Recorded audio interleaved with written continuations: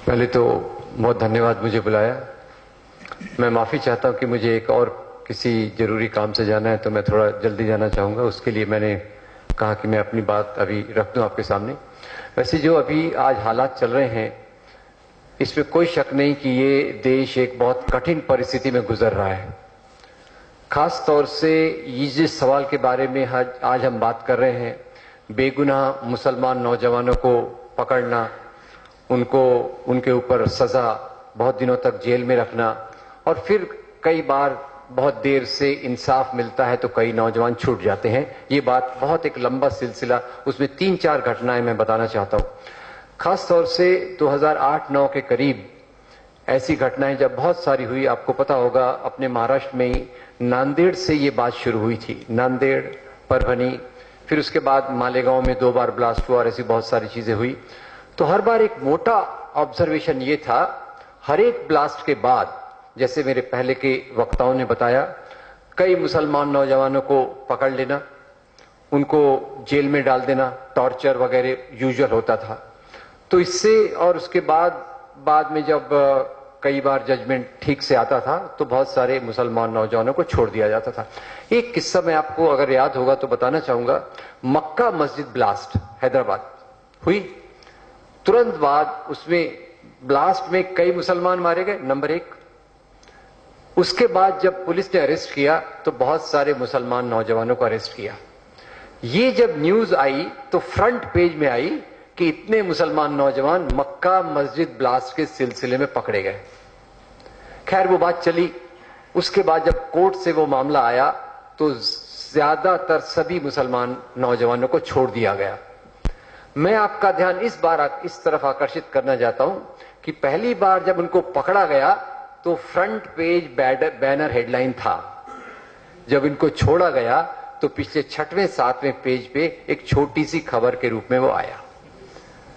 तो इससे, ऐसी चीजों से व्यथित होके बहुत सारे ह्यूमन राइट वर्कर्स ने बहुत कुछ 2-3 ट्राइब्यूनल्स किए थे।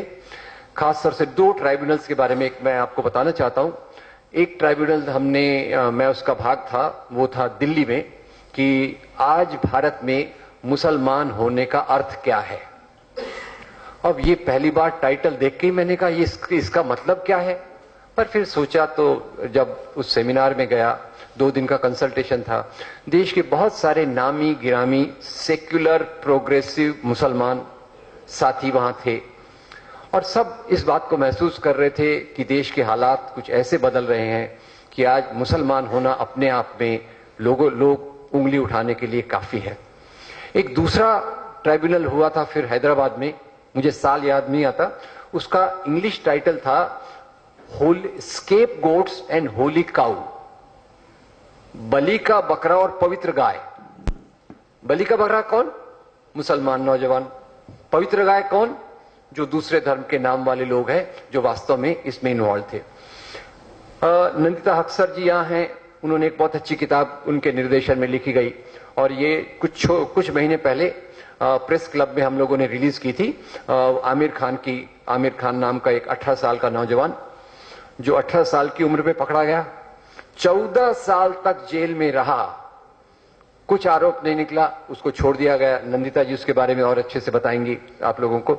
और ये सब के चलते जो एक माहौल पैदा हुआ है, मैं आपका ध्यान ये दिलाना चाहता हूं कि इसका मुख्य कारण ये है कि यहां जो एक प्रकार का सामाजिक सोच बना है, कॉमन सेंस ऑफ सोसाइटी, एक सोच बना है जो इन्वेस्टिगेटिंग एजेंसीज का है, उसमें दुर्भाग्यवश मुझे ये यहां फ्रेज कहना पड़ रहा है, उनकी आम समझ ये है कि सभी मुसलमान आतंकवादी नहीं होते, पर सभी आतंकवादी मुसलमान होते हैं। इसी बेसिस पे ज्यादातर इन्वेस्टिगेशंस होते हैं।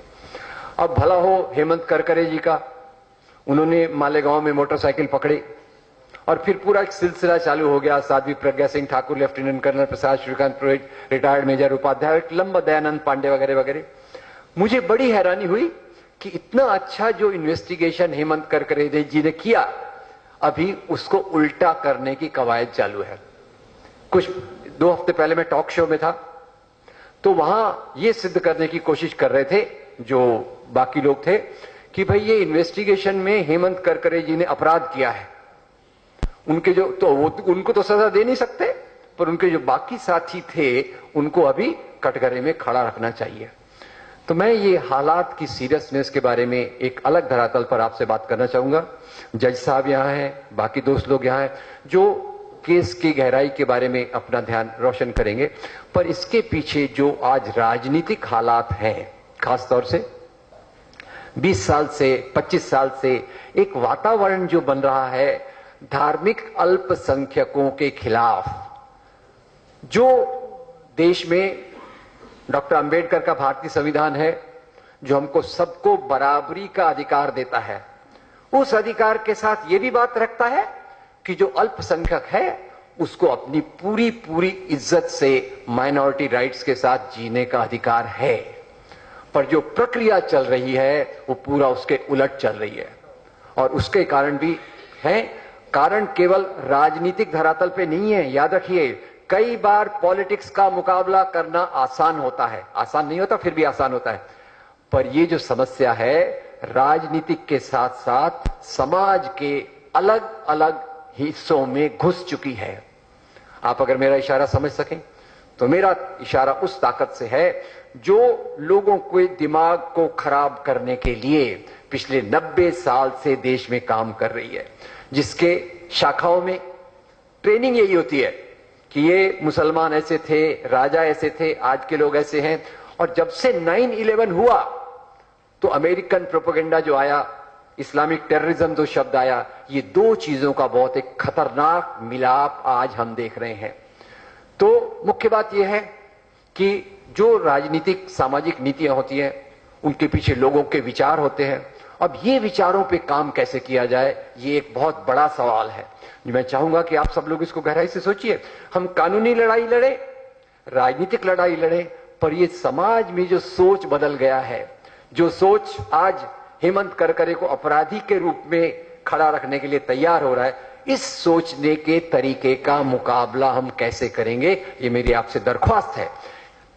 एक और खतरनाक खबर पड़ी, यूपीएससी के एग्जाम्स आप सुनते होंगे, और यूपीएससी के एग्जाम्स में इस बार शायद एक बार कश्मीर का मुसलमान नौजवान टॉप में आया, एक दलित लड़की टॉप पे आई, ये एक खबर है।